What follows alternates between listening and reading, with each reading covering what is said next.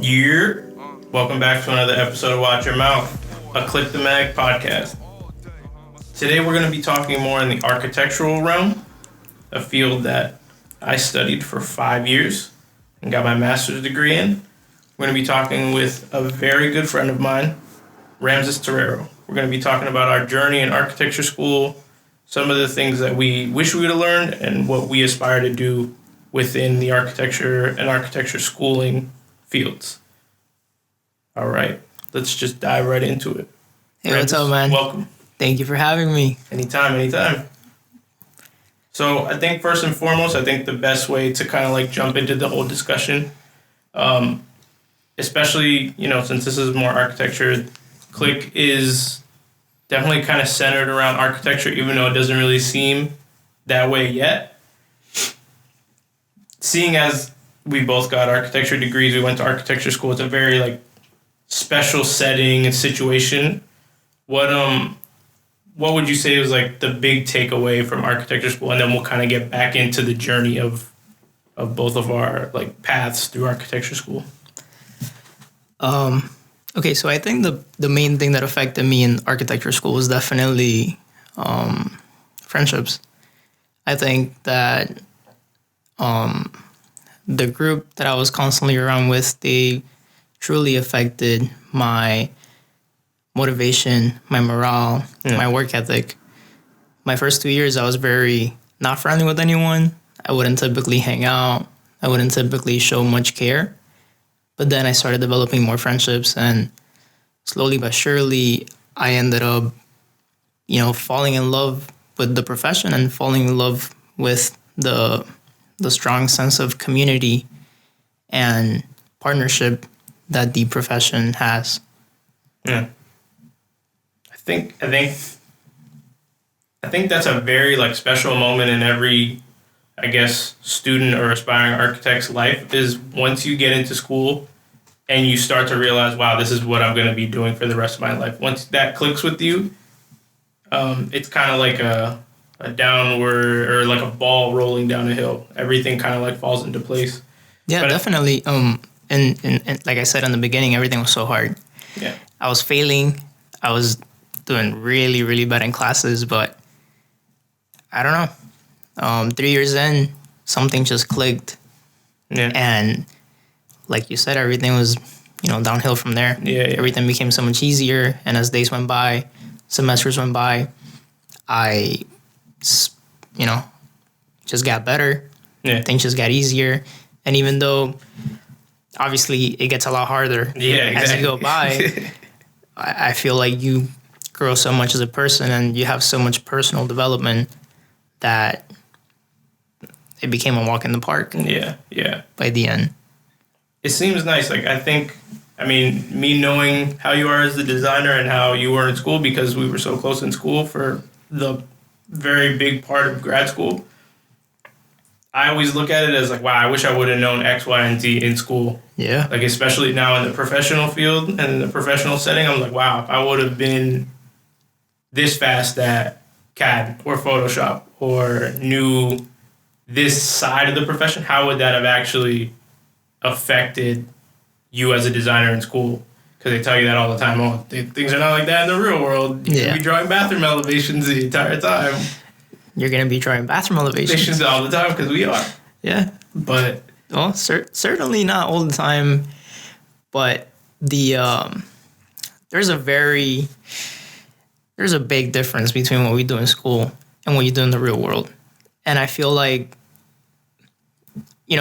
I do believe that school should teach you the beauty, and it should help you idolize the profession and have this very strong infatuation with the profession, but it doesn't really teach you the reality of it.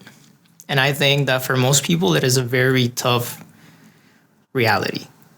And a lot of people that come out of school, they have a very wrong perspective on the profession. And it could be what they aspire the profession to be, but for the most part, it's a little cutthroat, especially here in Miami. Absolutely. I definitely think that we're very underpaid. There are so many people trying to exploit you. Let's just dive right into it. The bread and butter. Yeah.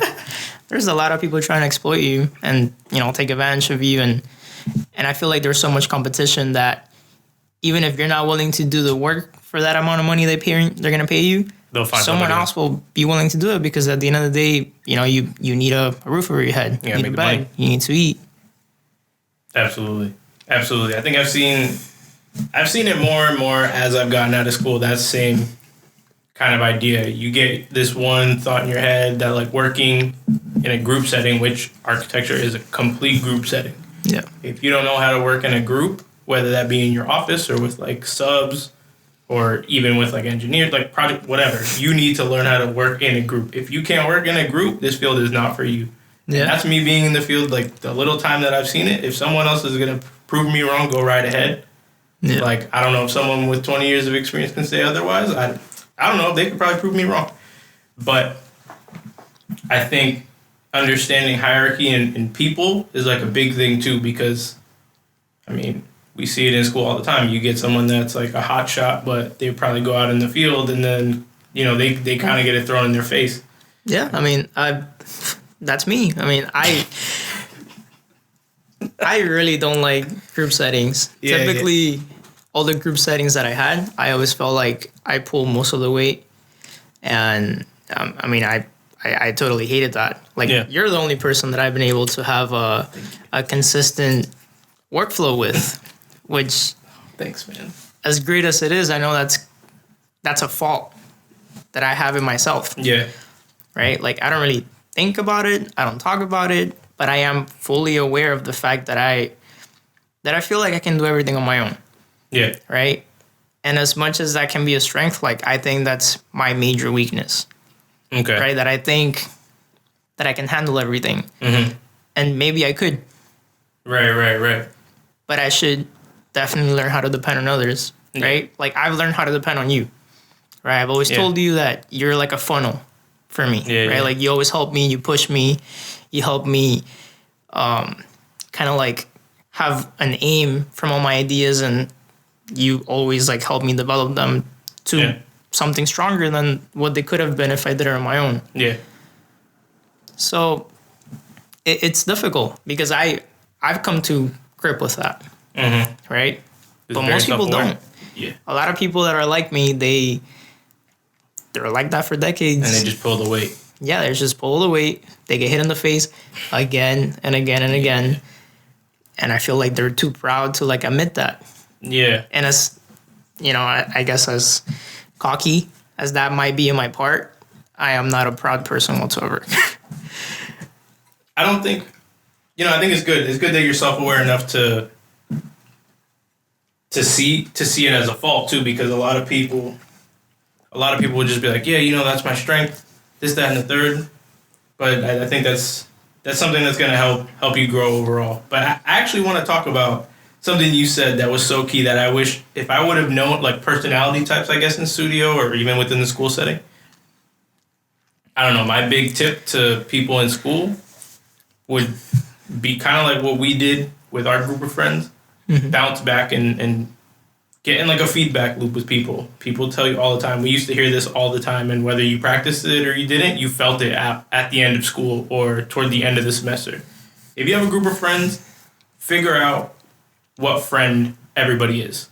Mm-hmm. You're going to have someone that can create layouts super quickly. You're going to have someone that's going to be able to take specific design ideas and say, okay, move X, Y, and Z, or funnel those ideas. Then you're gonna have the person that I feel like I'm starting to become a little bit. I don't know if it's just me seeing things for what they are now, but like you have the person that's gonna think not the negative aspect, but they're gonna be able to come up with, okay, what are all the issues? So you're gonna have someone that's gonna say, okay, why'd you do this? This can go wrong. That's the most important things. We're problem solvers, right? I mean, that's what an architect is. Absolutely. You're a professional, underpaid problem solver. I like it. Until you get your license. Yeah, which I don't know. We heard a mixed bag in school, but I think that's something I definitely want to advocate for people our age and aspiring architects to get your license, because we hear it all the time at work that is the one piece of leverage that you have over a lot of other professions, which has been being told to people for years. Yeah. 30, 40 years. Yeah. I mean, maybe we're young. I mean, we are inexperienced, but I feel like even if you don't want to have your own practice, because the reality is that having your own practice it's very stressful, right? You're no longer an architect. You could be, but you're mostly a businessman. 80-20 rule, like you always say. Yeah, and you're a person that has to take all the liability. If you have employees under you, you need to make sure that they have a roof over their heads. You need to have 6 months worth of paychecks for them. And it can be very stressful and very scary, but I feel like even if you don't have, the aspirations to have your own practice, apart from the benefits that come from having a license, the prestige, the extra money, technology is moving so fast.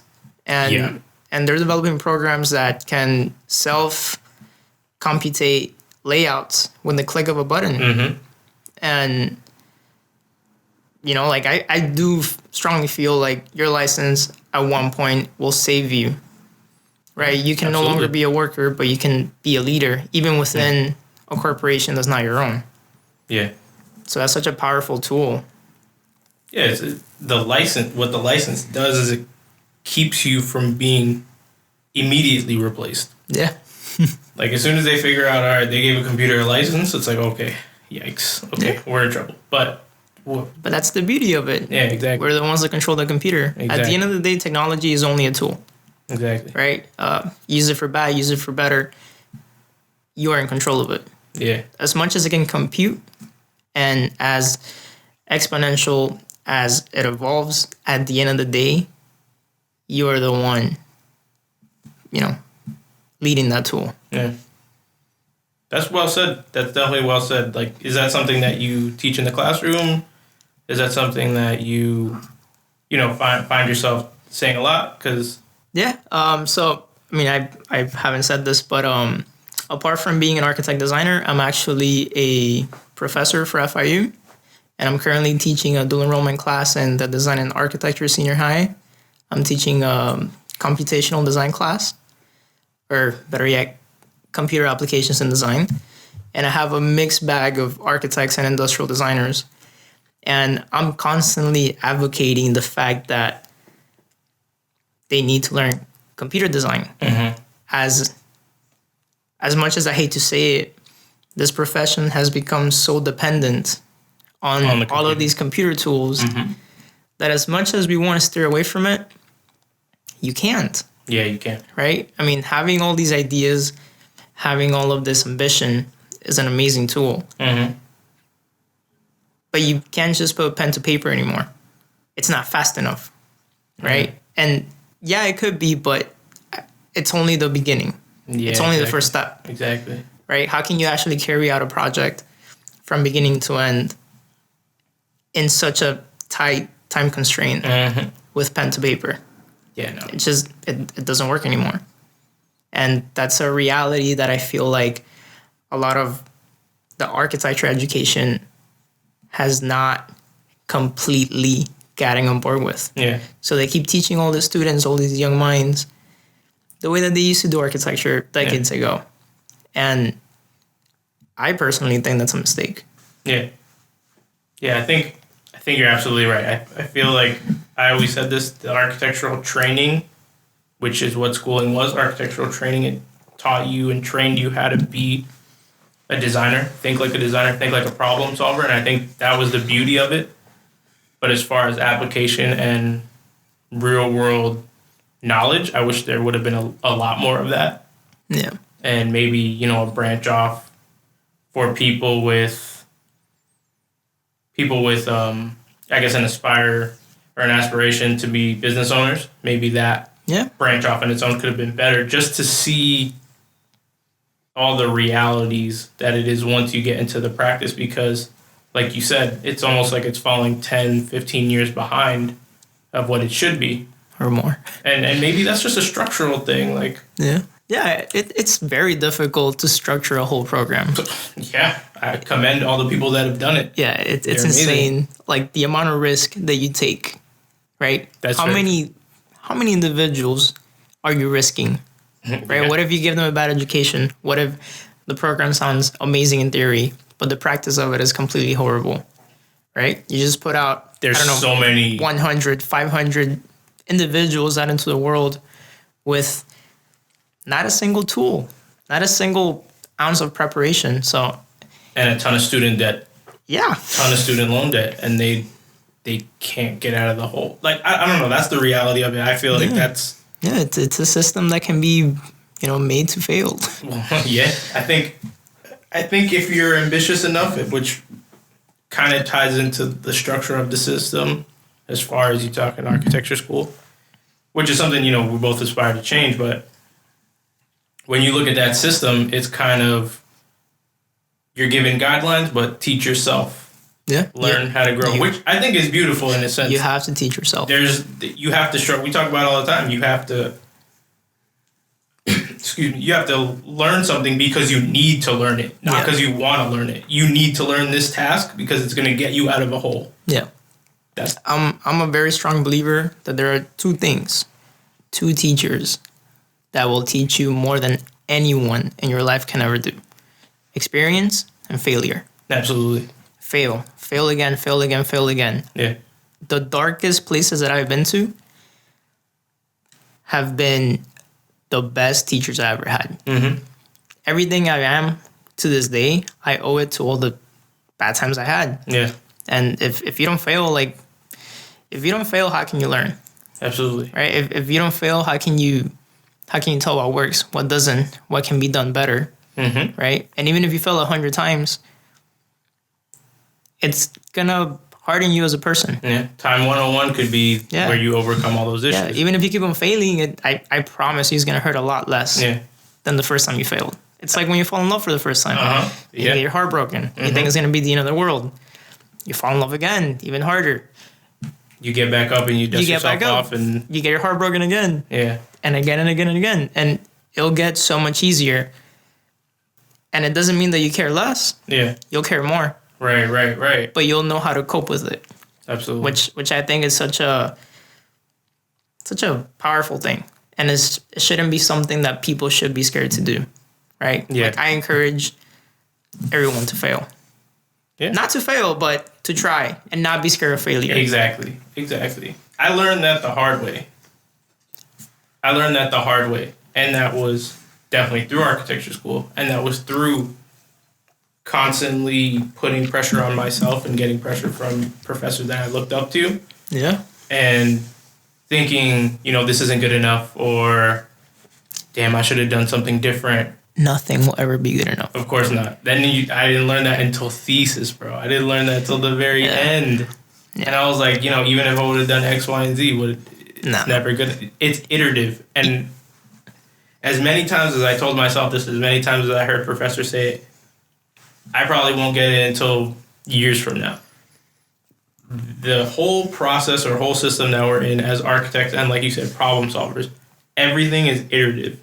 Yeah. You literally have to try and fail. You have to test out a layout. You have to test out a rendering. You have to test out projects. You have to test out communication skills, because I think that's a big thing that a lot of people lack, especially in architecture and engineering school. I learned that from in high school in engineering.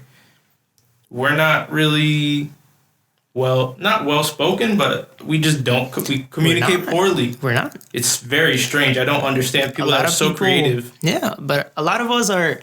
I feel like a lot of us are very. Some of us are very prideful, and for some reason, I have like an ego thing. Not personally, but I know a lot of people that they don't want to talk to someone about their project because they're scared they're going to steal it, or they're scared they're going to get their ideas stolen, or any of that. I personally don't think anyone is amazing enough at this point to have, this crazy, world-bending, revolutionary idea. And the more you talk about your idea, the better your idea can get. Yeah. As great as you think something is, it might not be, right? It might have flaws. Yeah. And, thinking something in your head might sound great, but the second you actually have the spoken word of what you have in your head, it opens up so many possibilities and to other things. Too. Yeah. Like, you're not you also got to think about the community aspect that architecture has in architecture school, and not just architecture, but design school as a whole. Absolutely. Right? You need to talk to people. You need to bounce off ideas.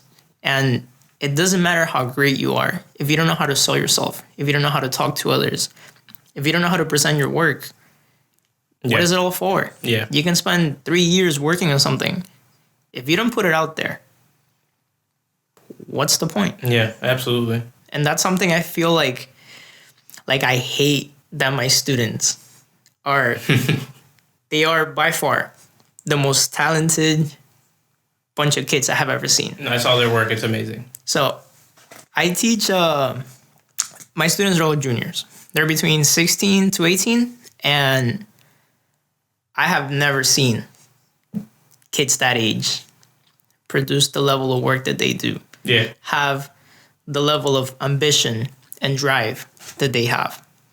And the fact that they can pump out such amazing shit. Yeah. And they feel like they're not good enough. They have so much pressure from each other, from the school, from their parents, from their other teachers. Yeah. And it pisses me off. Right? Because when I was in school, I did pretty well. Yeah. And I did shitty work. Right? But I knew how to show it. Yeah. I knew how to talk about it. I knew how to sell it. So I just think if they do amazing work And they have the skills that I had to sell shitty work, they're going to blow the whole world away. Yeah, absolutely. They're going to do whatever they want. They're going to get to anywhere they want to get to. And it's such a strong thing that I want to keep on telling them and telling them and telling them, because I feel like us as designers in design school, typically, we just get shitted on. Oh, yeah. We never get applaud for anything, right? Very rarely. Very rarely. I think Which is great. I think it's amazing. It's amazing that we get shitted on, right? When you get shitted on like 10, 20 times, you grow thick skin. it doesn't matter, right? I mean, how do you feel? All the times that we pulled all-nighters, we went back to a crit, we got a shitty crit. You don't care. You don't care. You don't care. You know, obviously you care, right? You Yeah. implemented it into your design, but it doesn't hurt you. It really doesn't. it doesn't. It just builds character, and you agree with them. Like, if you know you did something shitty, you know, Mm-hmm. right? But there's definitely prideful people that will combat it. But the Yeah. biggest takeaway has to be all those times that you failed, or all those iterations that didn't work as well as you wanted them to, all those crits where you get shitted on and you feel terrible. It makes that one crit that you get like an applause, or it makes it so sweet. So sweet. The best. That those crits that I've had that have gone amazing, Yeah. those are the best feeling. And I've even had, when I like think back to like my thesis crit, that was the most, my like spoken presentation and just design overall, conversation wise, got out of a jury. Yeah. And it wasn't like a positive or like a negative thing, but the fact that it drew so much conversation, I was so proud of. But that's the main point, right? Good or bad. Mm-hmm. It should provoke Conversation. conversation to everyone seeing it, Brooklyn Parasite. right? Yeah. Brooklyn Parasite. Gang. It should provoke conversation, because if you have something that no one can talk about, that's how I think that you did a bad job, Oh, for sure. right? If all I can do is like blow hot air up your ass and say, oh, this is great, or this is good. Yeah, that's good. I mean, it's better than this is bad, or you should have done this. But if you have such a radical idea, an idea so powerful that professionals that have been in the field for decades can talk about it and fall in love with it and want to help you make that project reach newer heights, I think that you have done exactly what you were supposed to do. Exactly. Or even Right. a visceral hate. Because realistically, we have 4 months to do a project? And not one project, right? We typically have a BS project in the beginning, a BS project after that, right? And then the big project. Yeah, for all of us that don't know, BS, bullshit project in the beginning, bullshit project after that, and then you have your actual final project. And we have about 2 months to work on it? It was structured like that from probably the first From always. semester, except for All of grad school. Oh yeah, except for thesis. D9 and thesis. And then again, D9, D10, and thesis. And not really. In D10 we had. Oh, that's true. We had a quick project in D10. That's true. Oh my god. Which was great, right? Wow, it makes you like think I realized on how your feet. quick it was. It was like a month. Yeah, it was a month. And you realistically cannot do a project at that scale in that month. Right? But our D10 was more of an urban planning, business kind of. This is kind of like where we get into like the structure of school. Yeah. Where each studio should give you one more. This is what my undergrad Professor Patel would tell us. Every design studio should give you like one more tool, like notch in your tool belt, or one more tool in your tool belt. Yeah. Okay, so let's talk about that. Yeah, absolutely. What do you feel like you learned from grad school on for each one of your semesters? From grad school on, okay. Yeah. We'll start with D5 and go till thesis. Okay, D5 I learned, for those that don't go by like D5 or D whatever, like that's first semester of grad school. So your third year. So our third year, how our grad school was set up. So first. By the way, we went to an accelerated master's degree program. So typically, architecture, you spend about 5 years in school to get a bachelor's, and then you go and do your master's. We went to FIU, and FIU offers a 5-year accelerated master's program.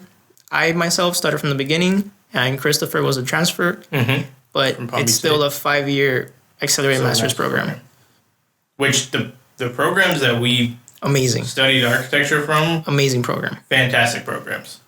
10 out of 10. Would strongly recommend. Exactly. Which I always say,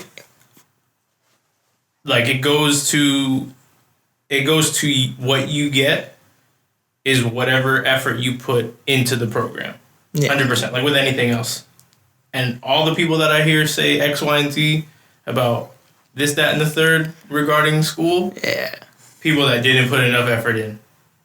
Yeah. Or people that boo-hooed through a crit. Yeah, as much as I love them, definitely. Yeah. Yeah. You boo-hooing through a crit, or you got one too many times, they didn't agree with what... That's a big thing. Architects are prideful and they have big egos. And at the end of the day, it's art. It sucks, but it's art, right? It's art is completely arbitrary.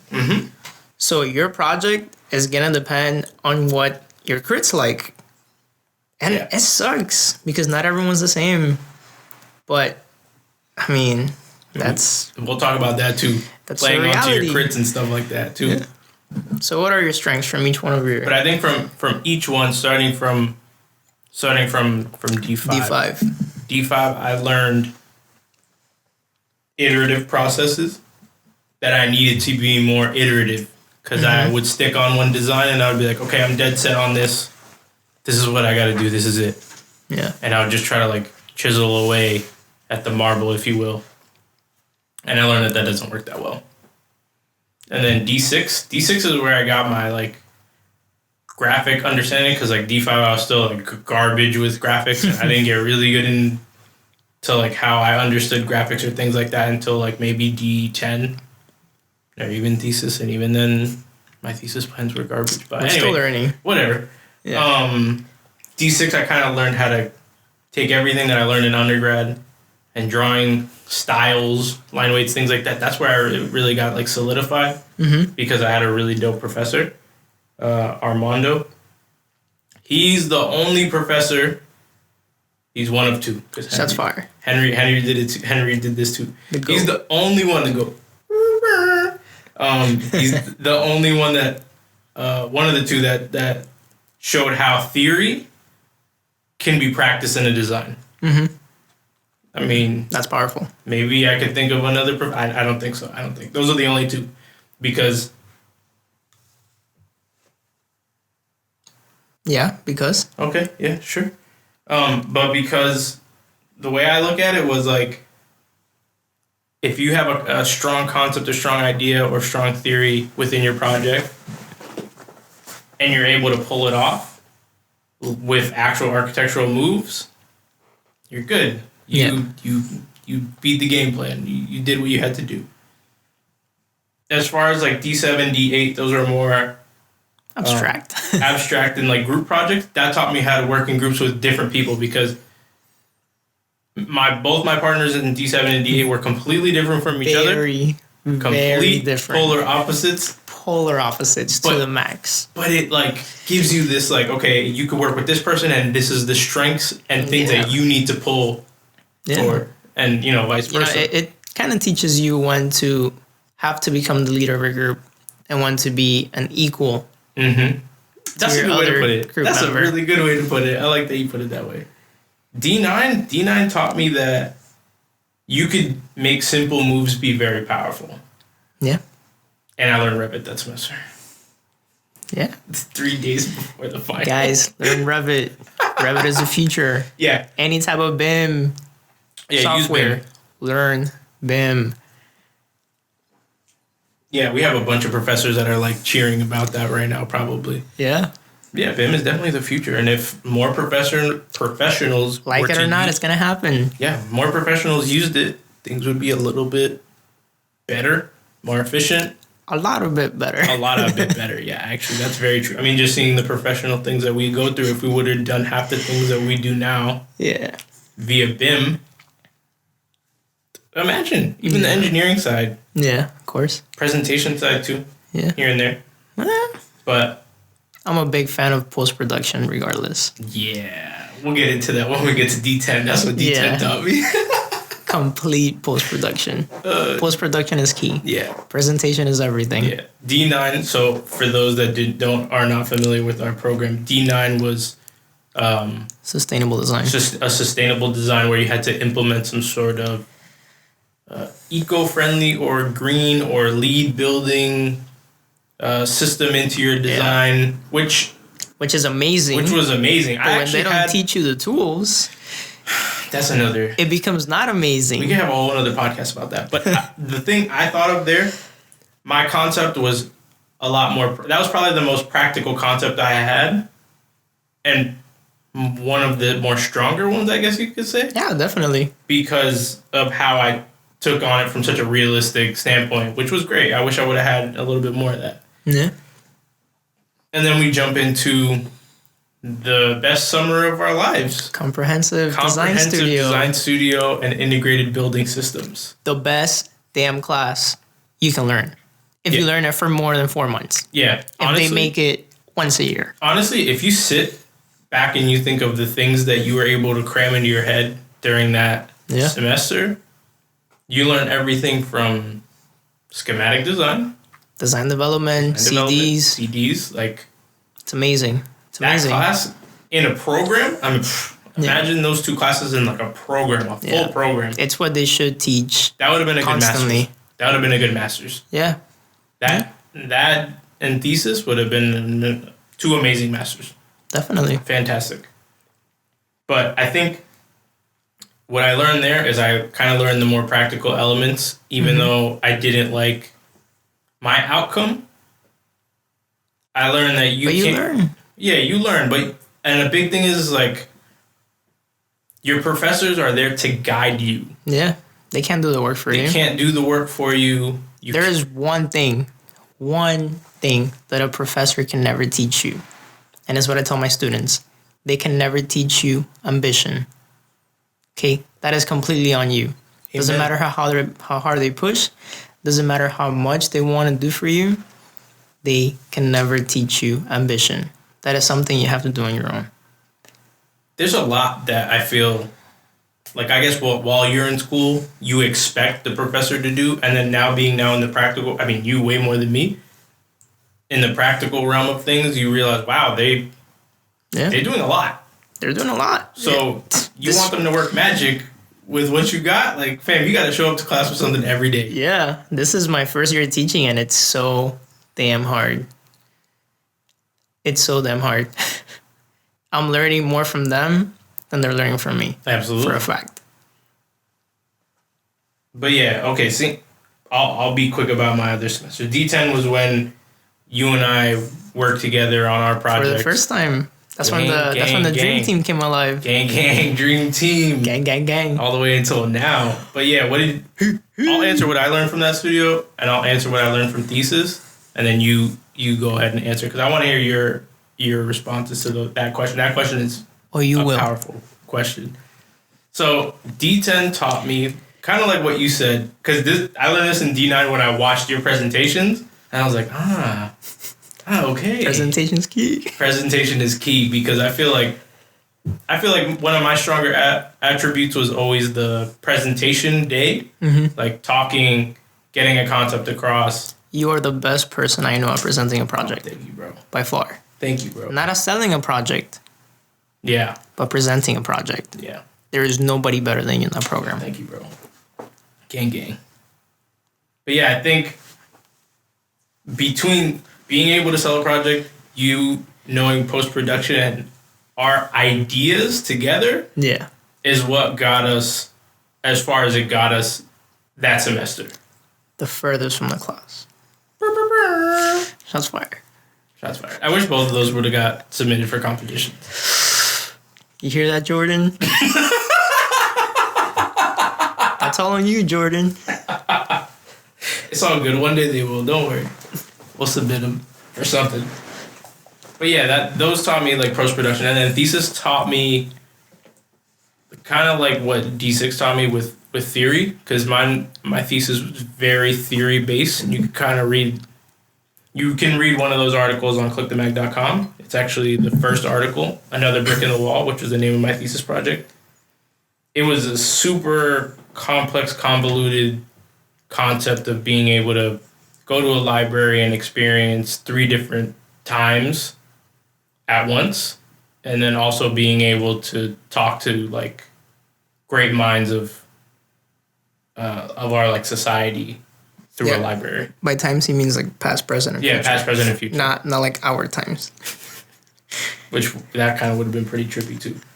But you know, with it being such a convoluted and complex concept, which I tend to dig myself into a lot. I tend to bite off way more than I can chew every semester, and every professor is probably shaking their head. Yeah, he does. Especially with the concept, because I always thought, why not push the concept as far as it could go? Hell yeah, push everything. And then try to execute, and then why fail miserably somewhere in there. Which, why stay complacent? Yeah, exactly. Right? You're going to do the work anyway. Exactly. You're going to not sleep anyway. Mm-hmm. You might as well not sleep and, mess up your social life and your health for something worth it. Yeah, exactly. I think it worked. When I look at my portfolio and I look back at the professors I had and projects and things like that, I learned so much from school, and I can't thank every single professor I had enough. Yeah. Even the bad ones. We won't get into that. We won't get into that. You learn enough from... You learn from all of them. You learn from all of them, but the great ones... They stick out. They stay with you for life. Yeah.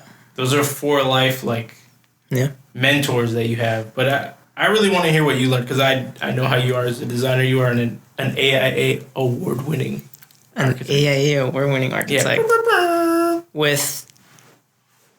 With no self-confidence, because I didn't even think I was going to win. I didn't even want to turn in an award.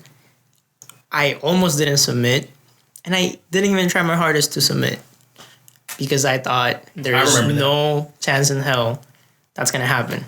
Mm-hmm. And it happened. And you never know, man. All it takes is one person to believe in you. Mm-hmm. That's all it takes. When I was in high school, I took 4 years of graphic design, and I ended up winning 2 different national or state level awards. And both times my digital design teacher was the one that submitted the work for me. I would have never done that myself. I would have never taken that initiative. And I'm so glad that he did.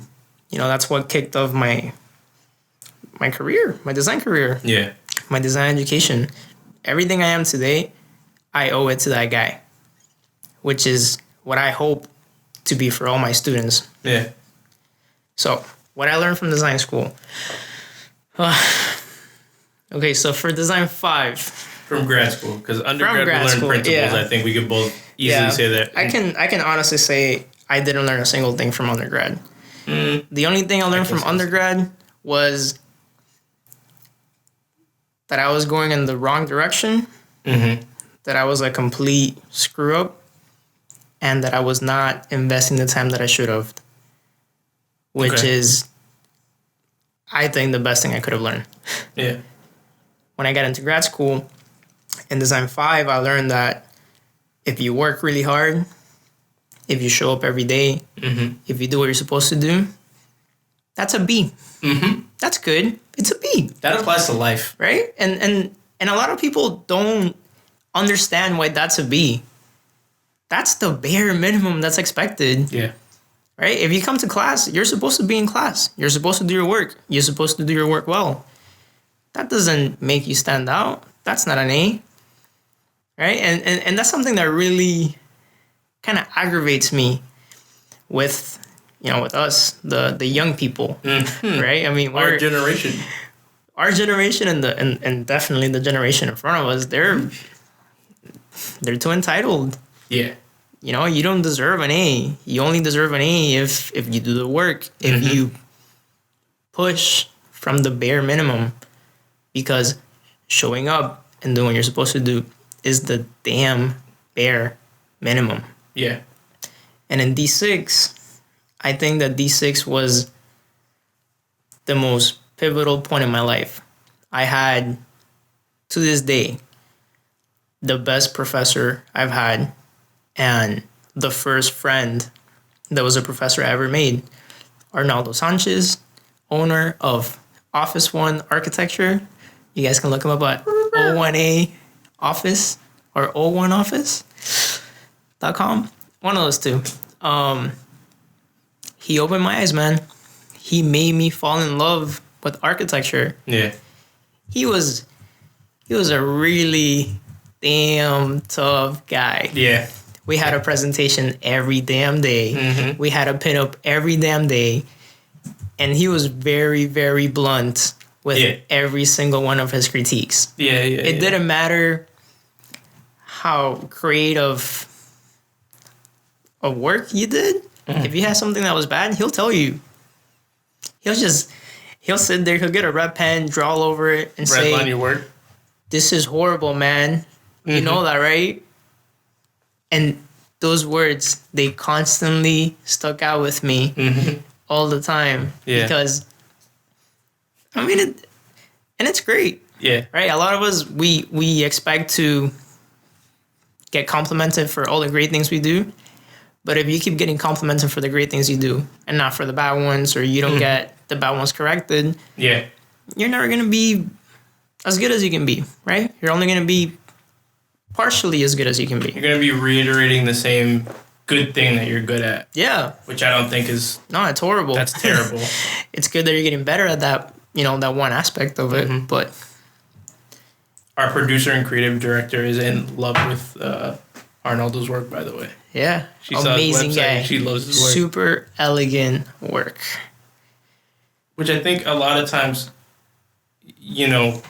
professors are kind of like pushing for work like that. Yeah. I mean, obviously program specific, obviously context specific, but whatever that professor is pushing for, take it with a grain of salt. Understand who your audience is. Yeah. That goes back to our presentation conversation. Yeah. You guys need to tailor your work to your audience. Tailor it to a client. Do not be prideful. Do not do what you want to do. Try to somehow sneak what you want to do in there, but you're not selling a project to yourself. You're selling a project to a teacher. You're selling a project to a client. You need to learn how to take feedback. Not everything that you like, they're going to like. And that's something that students, architects need to realize. Right? We work with some architects, and they're a little older than we are, right? They've been in the field for decades. And they're still so prideful. It goes back to the ego conversation for sure. Their ego is so high that they're willing to jeopardize whole projects for it. You know what? You're absolutely right, but I think it goes back to this profession has really, it's evolved personality-wise. Yeah.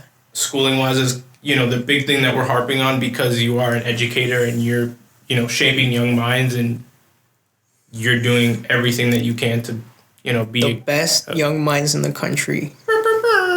Shout out to them, bro. Their work, All 50 of them. fantastic. All 50 of my students. They're the best. Fantastic. But I think it kind of goes to like a point of like, at one point the architect was revered as this like all-knowing presence.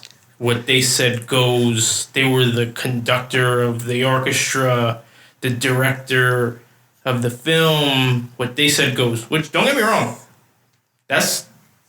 there's certain elements of that that it should still hold true and should be. But this is kind of something I always harped on because of my D1 through 4 professor, Professor Patel. There's too much like slack. Architects gave too much slack. So other professions started picking up the slack and said, your responsibility, your liability is diminished. So is your notoriety. Yeah. It's a give and take. Before I get sidetracked, D7. Yes, this. All right. In D7, I learned to pump out projects. Mm-hmm. If I can be as bold as to curse, I literally learned how to shit out projects within a short amount of time. It was you had to shit out projects. It was a very abstract semester, which it was cool, right? We did very technical. We did a very technical year for Design 5 and Design 6. Design 5, we had to build a library. Design 6, we had to do a row house. A Savannah row house. Shout out Savannah. And a row apartment complex. Oh, yeah. Right? We did a carriage house and then a row house. So those are all infill housing, typical to Savannah. Yeah, so it's very typical, very technical. But for Design 7, we had to make a series of pavilions, right? Of parametric pavilions that were self-standing, and we had to figure out a way that each one of them can be following a system in which they can be easily constructed, easily put together. But you had to do 11 of them, right? 11 different pavilions, 11 different ideas. That was bold, especially in the summer. And that's it. In 3 months, you have to shit out ideas. Mm-hmm. I don't care how good you are. You have to shit them out. And not all of them are going to be great, right? 2 or 3 might be great. The rest of them, you have to do it. So I learned how to manage my time and be able to produce a big bulk of work that was adequate enough, and how to be happy with it, right? Mm-hmm. Yeah, that's a big one. And we actually ended up, my partner and I ended up winning a competition that we had for that semester, which was to, create a pavilion, and the winning one or the best one got a fund from the university, and we were able to build it, which was amazing, right? You got to build it. That was very fun. Apart from still doing the 11 projects at the same time. Oh, yeah. Fun. It was so stressful. We were in the school the whole weekend. Yeah, for weekends on end. We had to learn how to orchestrate a group project with about 15 people. And we definitely learned that out of those 15 people, maybe 5 showed up. Yeah. Maybe. Group projects on a larger scale, even worse. Yeah, there were so many people that were just not. Oh, yeah, Jess. They were not part of that. Jess definitely helped our producer. Your fiance helped. Our producer and director, Clique. My girlfriend at the time helped. Yeah. Right? That says a lot. When significant others of people that are... They were willing to help you, but other people are not. People that are supposedly part of it. Right? Oh, fam. And not to mention, you know how far I had to drive? Yeah. This guy has to drive over an hour to get to school. Lord have mercy. In Miami traffic? Trash.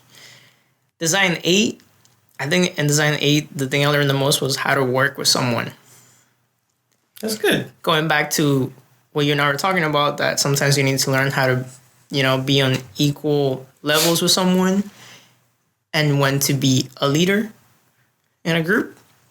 I learned about the latter very fast. So I'll leave it at that, I guess. And then Design 9, man, I learned how to please a teacher, I guess. Oh yeah, Right? I remember Because that I semester. did so many iterations. I showed up with something different every single time. Because every single time I spoke to my professor, he was very vague about everything he wanted, which is great, I guess, right? It makes me think for myself. It makes me develop myself as a designer, but it was in a very clear direction, Right. which forced me to, put in the extra work, And put in the change. extra hours, mess up my eyesight. I had 20/20 when I started, ended up needing glasses because of all the all-nighters and sleepless nights I had. And around that time, I started working for an engineering company. So all my free time, I was working, right? I woke up to be in a computer screen and I went to sleep in a computer screen. Design 10, That's the nature of the beast. comprehensive. Comp, yeah. Comp was after it. Comp was after. Which for those of you following the timeline and understanding why we both understand the professors we had the same professor from Design 9, Design 7, Actually- 8, 9, Comprehensive, and D10. and D10. Yeah. So almost half of our entire school. Yeah, so comprehensive, what a great semester. I think that comprehensive should be a class that should be tailored to every single year of school, right? It teaches you how to do design development. It teaches you how to make construction documents. And it makes you actually think about your design, right? A lot of people, they design something that looks cute. And real world applications. Yeah. And designing something that looks cute, designing something that's nice, it's great. But it's not realistic, right? You need to think about what you're working on. You can't just design to design, right? Yeah. That's not it. That's not architecture, right? Like making an icon for the sake of making an icon and completely disregarding your audience, the people, how they move through the space, the spatial qualities. I don't think that's what architecture should be. So it made you think, which is something I hate myself for because I did not think in comprehensive. I wasted my own time in comprehensive. I learned how to BS a project. BS a project comprehensively. Very right? nice. Obviously, I learned a little bit, but I had an amazing professor. But I personally felt like he didn't push me enough. And around that time, for some reason, I didn't have the initiative to push myself for whatever he was lacking in. And he was complacent, so I became complacent. So what I can take away from comprehensive is that I learned to not be complacent. Yeah.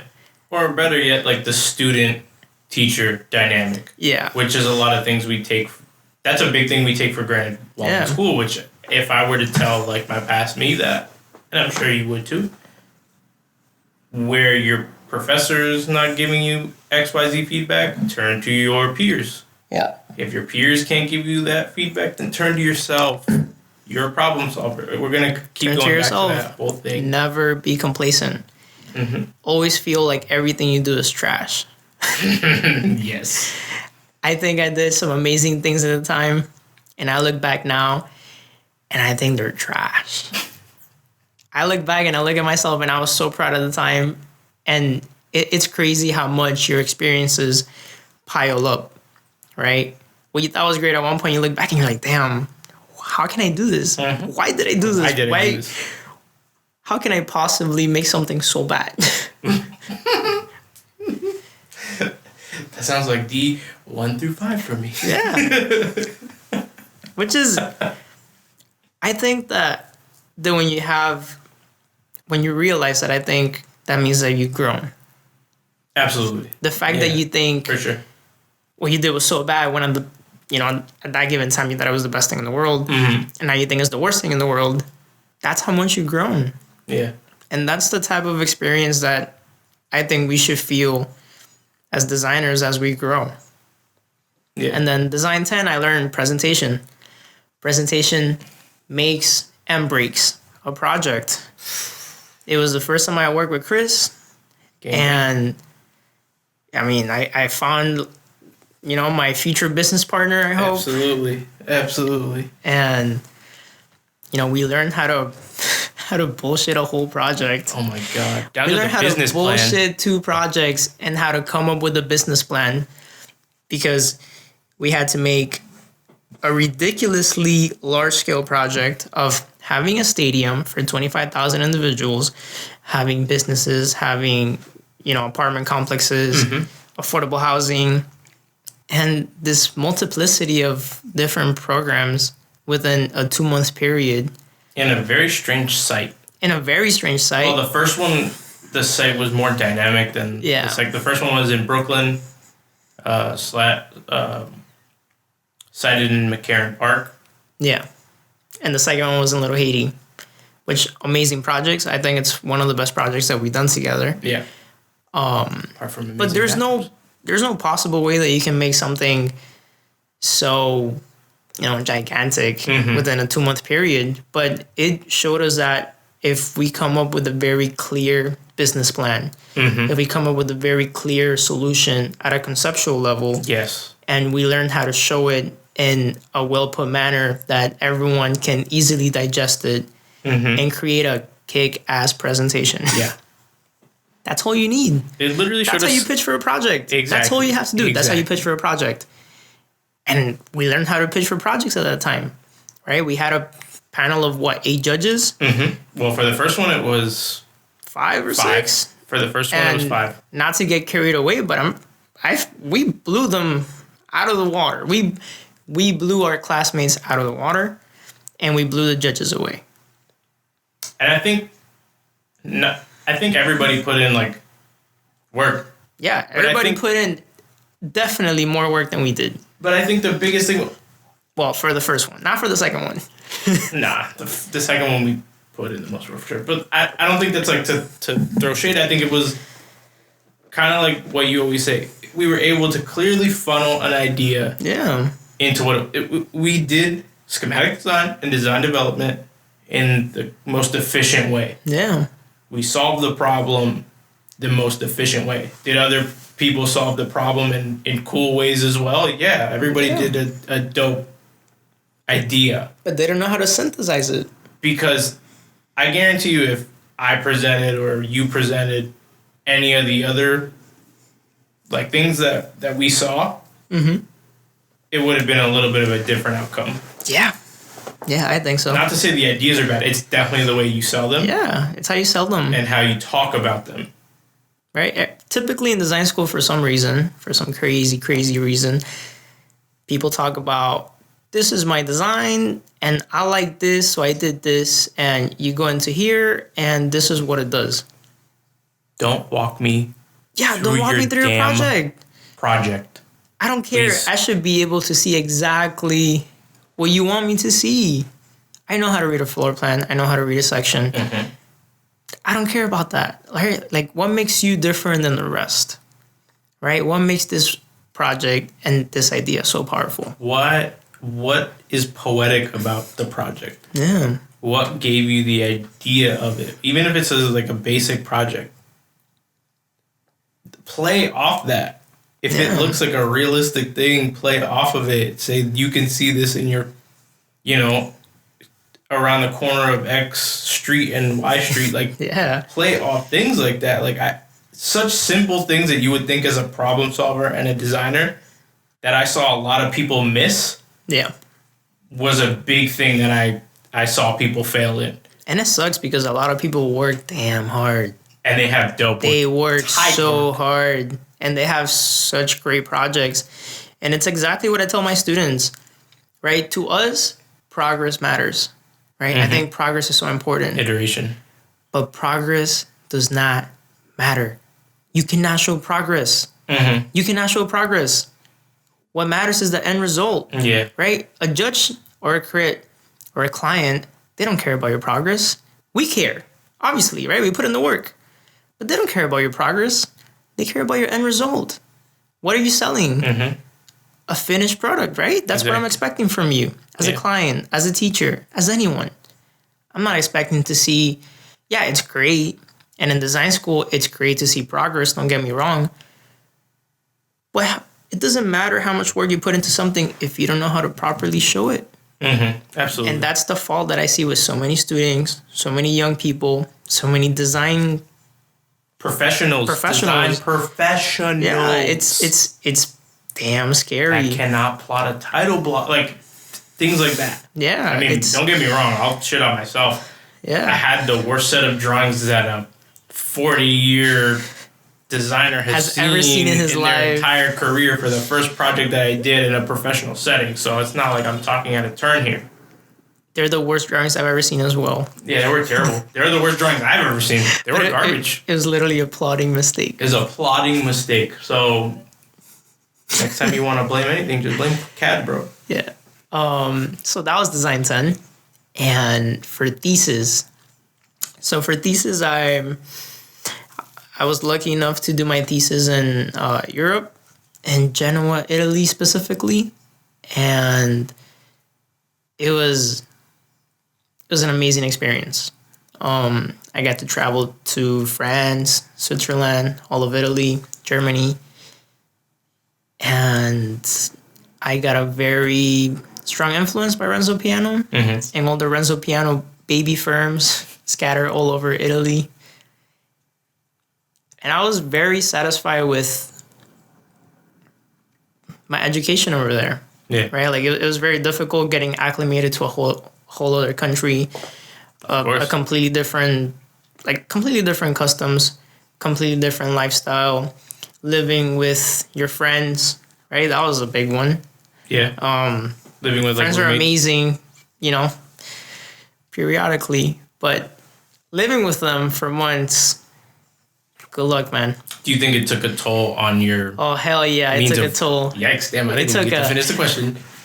Damn toll on the friendship, but, when we came back, what about your fine and dandy. Yeah, but what about your design? Like, I don't know, because I kind of like to talk about, like, the design essence and then things of, you apart from your work, but, like, did it take a toll of you as a designer at any chance, or were you able to persevere and say, you know what? Never. This is what I want to do. Yeah, this is what I want to do. I'm going to get shit done no matter what. I am always... So the good thing about me is that no matter how bad I feel, or how sad I am, or anything, or any problems I have, I take out all my problems working or designing. Yeah. I'm not a very destructive person. Yeah. Right? Like, it doesn't matter how sad I am, how, like, broken I feel. Like, I power through it, and I funnel all that negative energy into something positive, right? Because I've always been a person that no matter what happens in my life, for better or for wrong or for worse, I always try to guarantee my education and my professional setting. And when I was in Italy, I was actually with someone for, a few years, a person I thought I was going to end up with. And, she broke up with me when I was in Italy. I was very, very depressed. I was in a very dark place, probably the darkest place I've been to my whole life, which I'm very thankful for. Yeah. Right? Like, I was able to dedicate all that sadness and all of that depression into my work, as sad as it seems. Yeah. And it made me not be as happy. Like, when a lot of my friends would go out clubbing and stuff like that, like, I felt bad. I didn't feel like I was in a clear state of mind, so I wanted to stay home and work on my stuff, and it paid off, man. I ended up, winning the thesis award for my studio, which from day one, when I started my thesis, I told myself I was going to do it, and I was going to win it. And no matter what, I was going to win it. That's and I won it. And it felt great, right? It felt great, and, it slowly developed into a bigger award than a university award, right? I ended up getting an AIA award because of it. And I would have never guessed right, that would happen. And I owe it all to the girl that broke my heart. Right? Because she pushed me to focus on myself, which is something that, I mean, I always did, right? I always focused on myself. It didn't matter how long we were together or anything that we went through. Yeah. As bad as it sounds, like, I was always planning. I always put my school before me. Yourself, yeah. I always put my professional career before me. But, you know, when you're with someone, Mm-hmm. you know, you carry, you know, the baggage. Yeah. Not equally, but You power through things. you power through things. And I guess for once I was able to, like, see myself and focus on myself and think about who I am as an individual. Because my whole life was dictated by who I was when I was with that person Mm-hmm. and who I was when I was in school or at work Okay. for 3 whole years. Right. Right? Because who I was when I was in high school and who I became when I was in university are 2 whole different, like, people. Yeah, polar opposites. And, you know, thanks to that, I've been able to, I mean, I guess focus my whole life to work. Right? And I mean, it's damn sad to hear, but I feel like, you know, I'm young. I have the energy. I have the time. Mm-hmm. And if I do this now, you know, 2-3 years from now, I want to have financial freedom. I want to do Mm-hmm. whatever the fuck I want to do. Yeah, that's a big one. Financial freedom, and we talk about it all the time, is freedom of time. Yeah. Not being subservient or a ball and chain to an employer or anything like that. Yeah, right now I have 2 jobs, and every day I wake up at 6:30. I go teach, and then I go to work 40 to 50 hours a week. Mm-hmm. And I spend my weekends sometimes working, sometimes working overtime or doing a lesson plan for teaching. And it sucks. I love it. I love teaching. I love what I do in the office. Yeah. But I hate this 10 to 12 hours a day. Yeah. I have no time for myself. I have no time for others. And it's definitely devastating, you know, physically and mentally. So, you know, I feel like right now I'm just powering through it for like 2-3 years. Yeah. Ideally get to a point where I'm earning the same amount of money I'm earning now, which is pretty good. Yeah. For someone that's just recently graduated, but obviously not working over 50 hours a week. Yeah.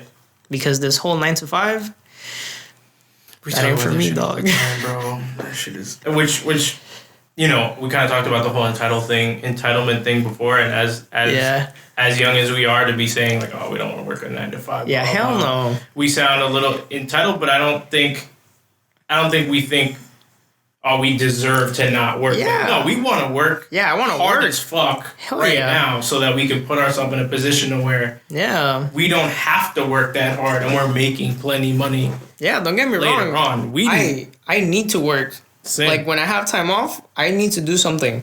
I want to work. I just don't want to physically go to a place for 8 hours of the day when I can do that in a lot less time, in my own time, how I want to do it, how I want to administer it, so I can have time to do other things I want to do. Absolutely. Right? Because I don't want to be a dog.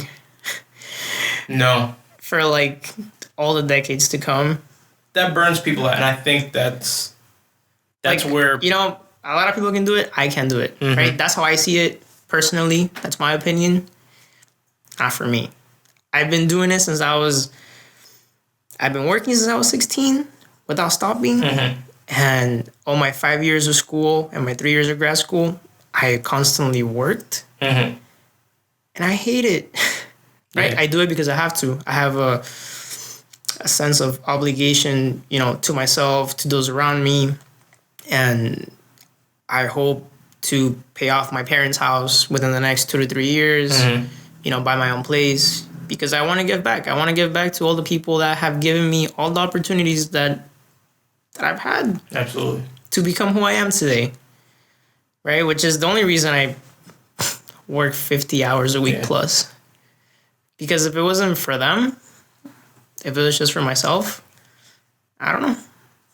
I don't think I would. Yeah. That template, that, like, exactly what you're saying, you're working to give back and you're working so other people can be happy, not just yourself, and that you're building a foundation for yourself for the future is literally what this whole platform was built on.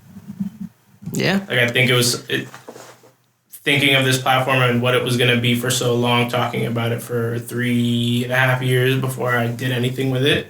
Yeah, man, finally. Yeah, it took forever. I've been talking about clique.the.mag, starting a For podcast way too long. Since what, D7? D8? D8. Well, I don't know. We didn't really talk much until like D8 to D9. Mm-hmm.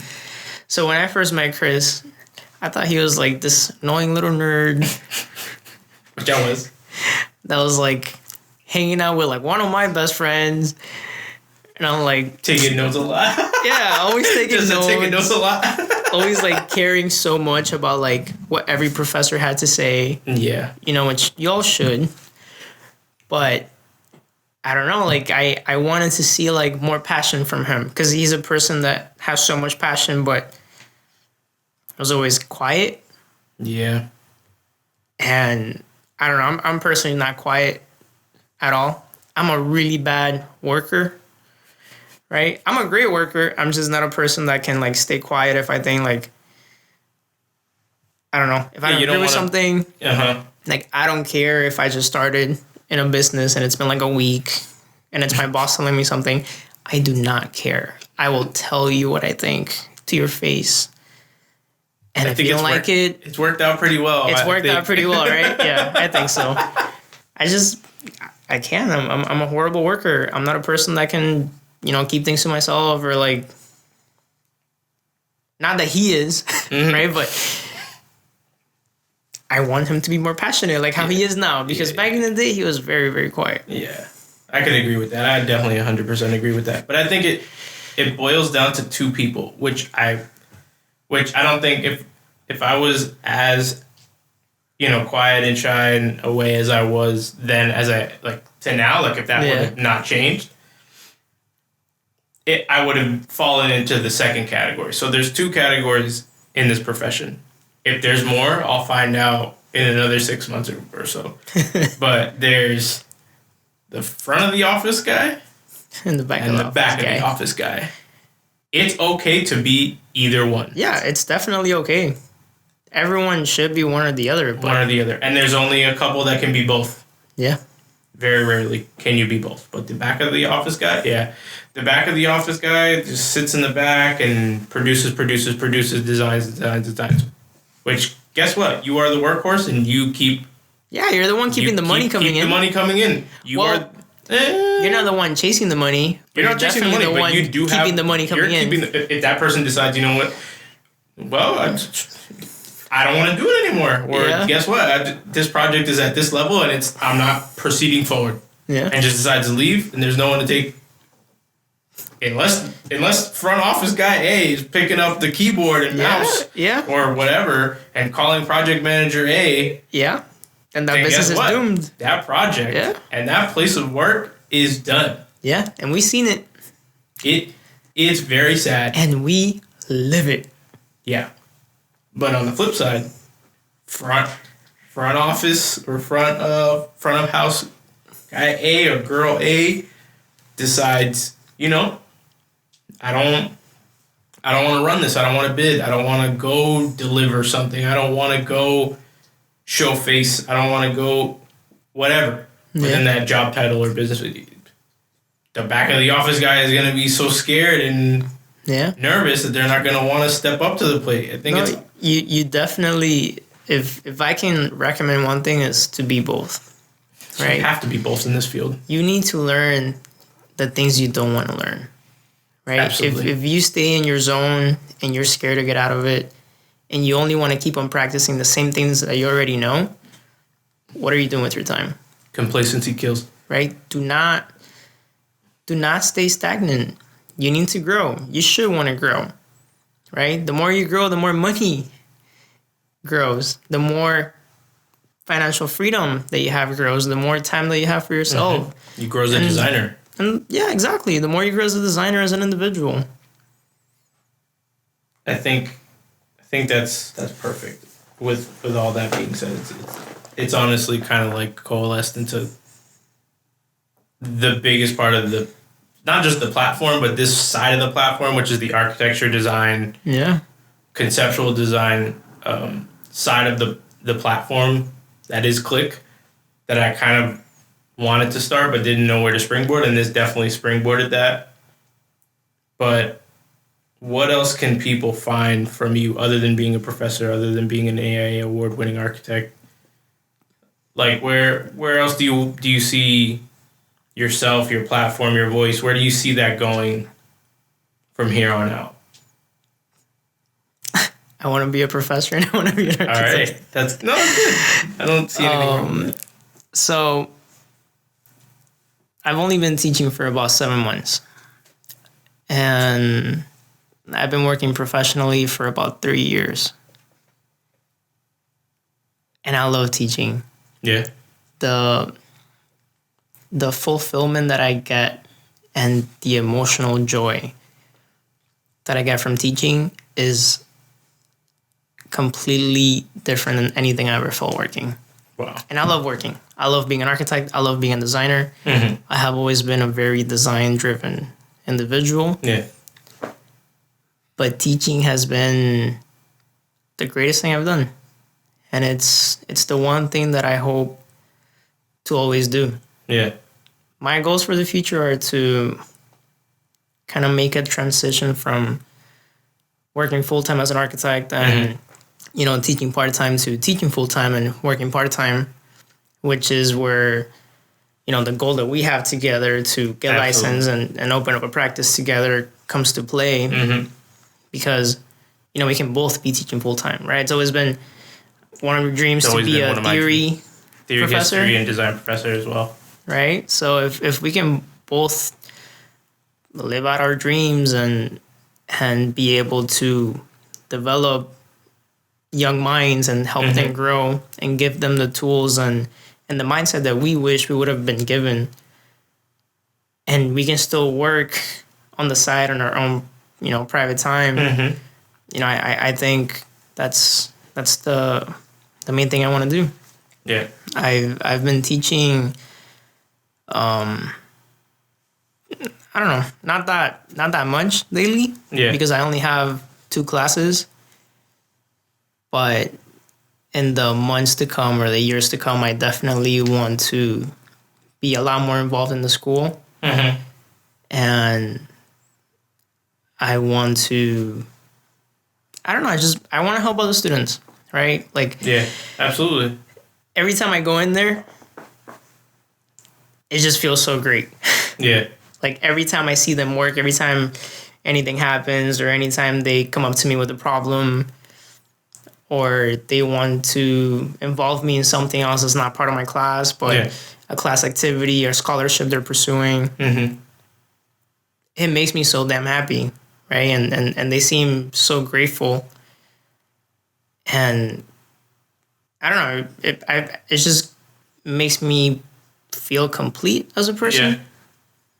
That's great. I mean, I heard this when I was first starting school and then heard it a little bit toward the middle of architecture school, but a lot of people said that there's 2 types of architects and then kind of like the back of the room, front of the room kind of architect, but there's the architects that teach and kind of like, bring up the young minds and show them basics, theoretical things and practices.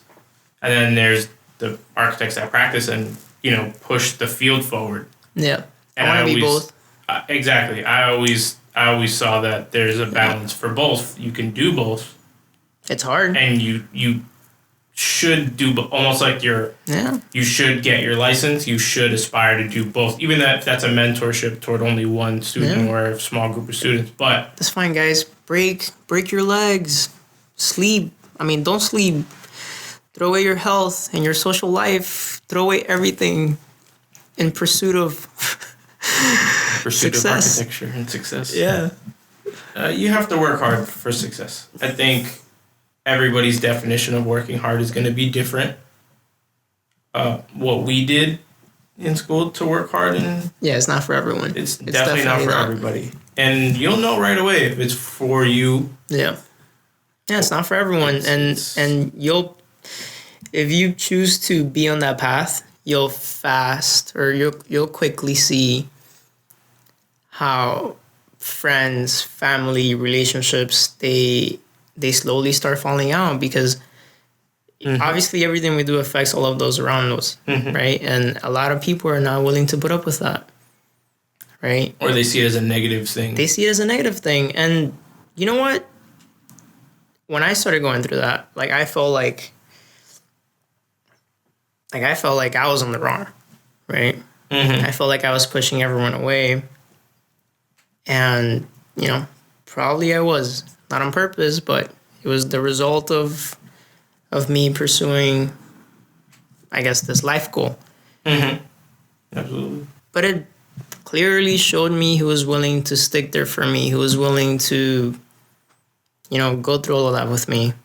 And at the end of the day, you know, 5 years later, 6 years later, it's a very small group of people. But it's the small group of people that I can't live without. Yeah. You know, it's the small group of people that affect my life in such a positive way. And I feel like that's what everyone should want to get. Because it's crazy the amount of like toxic people, toxic friendships, people that don't want to see you do well, people that are not happy when you do well. And in your corner, that are like in your corner. It's fucking shitty. Yeah, it really surprises me when you see it. Whenever I see any of my friends like doing something great, like I am legitimately so fucking happy for them. Yeah. Like it makes me so excited. And the fact that there's people like that have the audacity to wish like harm or shit on their friends for them following what they want to do, like it's very infuriating. Your friend, that's the part that baffles me the most. Like, yeah, as your friend, quote unquote. That the whole concept behind the platform and the podcast was to talk about people's things that they're working on, big them up. Yeah, you know, you should want to bring everyone up with you. That's the point, exactly. And if somebody goes up, it doesn't mean that you're gonna go down. Right? We have so many people that are competitive, and I'm a very competitive person. I want to be the best. I want to be better than you. I want to be better than anyone. Yeah. But I want you to be good. Like I want all of us to want to aim to be the best. Yeah. Yeah, I want to be better, but I want all of us to want to try to be the best. Yeah. I want all of us to be successful. You know, me being better at something or you being better at something doesn't automatically mean that I'm going to be worse at it. Exactly. It really doesn't. And it's pretty sad to see the amount of prideful competition and toxic competition in the field as well. In the field. Yeah. Especially in school. It starts at the school level. Yeah, it starts at the school level, and it sucks. People hiding projects or talking about like, something. Like hiding projects and stuff like that. Like if they're like the next architects, you know, like calm down. It's not that serious. You usually see those people move to the middle of the pack, even without them like realizing it. Like you kind of see them level out. They fall out. They fall out quickly. You know, very rarely some of them go up, but I mean, it's not something you can do on your own. Yeah. You could run an office on your own, but good luck. Yeah. Right? At one point, you're gonna have to learn to rely on others, and that's something like I've learned. I always felt like I can do things on my own, and I could. I'm a person that I think I'm a person that's capable of doing everything on their own, but there's no need. Yeah, like if I can take some of the burden off my shoulders and share with someone else, that's okay, right? And that's something that I've learned, I guess, recently. Yeah. Right? I mean, I was never toxic about it. Yeah. Like a lot of people, but it's not something that people realize, you know, quickly. Yeah. No, absolutely. I think being self-aware, kind of going back to something we spoke about earlier, being self-aware to understand those relationships is something that you obviously have to take into account for and be like, hey, you know, this person is there for me genuinely, or this person is not there for you genuinely. It's something you should weed out in whatever profession or get rid of that you're in. Get rid of people that don't care about you the way they care about The way that you care about them. Get rid of them. You don't need them. And Not it enough hurts. time. It hurts. And it sucks. And it fucking hurts. But you don't need that in your life. You really don't. Sooner or later, you're going to go through that pain. You're going to go through that shit. And for what? Yeah. For what? Just rip it off. Rip the Band-Aid off. Yeah. Focus on yourself. And the people that care about you the way that they actually do, or the way they should, will stick around. Yeah. Right? Because at the end of the day, like, you're not just doing it for yourself. Like, obviously, for the most part, you are, but the more successful you can become, the more you can help out those around you. And truly build their platforms. And the more burden that you can take away from, your spouse's shoulders, the more you can give back to your family later on, the more you can give back to your children later on, and to yourself. Yeah. I've always said it with stuff like this, especially, with the platform and everything. I'd rather have a small group of people that are genuinely dedicated to the platform and to what we're doing and want to be a part of it and be able to help them out in any way I can, than to have like a large group or following that is kind of, I guess, materialistic or like, I don't know, what's the word I'm looking for? Like superficial. Superficial. It's better to have that small personal group of people. So many superficial people here. Oh, well, that's fine, me, dude. But, I mean, honestly, I think unless you have anything else that you kind of want to go through, I think that's like a good place for us to wrap it up. And I just want to say thank you again for coming on the platform and kicking off like kind of our designer talks and this kind of part of the platform. This is something that I really want to pay more attention to, so I'm really happy with everything and the way it came out. And you could check out more of your work. Where can they check out more of your work? So, you can check out my work at studionobody.com, or you can follow me on YouTube at Ramses Terrero, or my Instagram at studionobody_. But thank you, man. Like, I'm very honored to be a part of this platform and to see you grow as an individual, as a coworker, as a friend. And it's very exciting that you're creating a platform that does the same thing for everyone else. Yeah. Right? Seeing someone evolve, it's genuinely a great thing to see and to, I guess, go through the process with them. So I appreciate you. Journey, I appreciate you too. Always. Wouldn't do it any different, man. Really wouldn't. Been a great journey. It's only the beginning. Oh yeah. But as always, keep making dope shit. You're more than your work. Peace and blessings. Yeah. Meanwhile, lame ass niggas be hating. Bitch, I'm on your head just like Scout. Trying to put my spot on the motherfucking map. Chain wax. Bitch, I'll put your pussy on that rat race. Charlie Kelly. Ay, bitch, I'm about my cheese. Gotta cut shit up. Splice some DNA. I don't really give a fuck. Ay, that's a PSA on my cash handheld. Ay, like a GBA. And I see you on the court. Been balling from the bleachers. Like a fat bitch. Food for thought. I'm a feeder. Die on the stage. Gotta deal with the Reaper. Sign the dotted line. DAVRDYOUNG. If you ain't heard of me, I just turned 23. Suck my dick, kiss my ass. Blast from the past. Shout out Chris, shout out Fiji. Used to sit back and imagine. Now I know I gotta make this shit happen. Rap game phantom. Ugly but I'm handsome. Came in here with nothing bet. I'ma make some, shake some. Ayy. And talking Parkinson's, snakes in the grass, don't forget about the moccasins. 411, what the lick read, bring me up to speed, hard as bedrock. Bitch, I'll make your bed hot. Dalmatians, all my dogs in the damn spot. Make it flip like IHOP, buggy, but I ain't eat no chop. What up, boss? 2 packs of them Dutchess. Guts in the wind, FLA, I'm catching some rays. Only real, keep it real. Really fuck how you feel, eating beats like lunch meals. Ay, like Yagami, when I ride, I kill shit. Thought I had no feelings, suck so good she bring them on. I was with some bullshit, fed up, had enough. Remy bucks are plenty on the path to stack so many. A lot of people help me out, just won't keep them happy. YOUNG so shocking, stunting like my daddy. R.I.P. Jeff, Gigi, and my grandpa. Listen to me now and believe me later on. I put the time in, I won't do this shit wrong. Ay, ay, ay.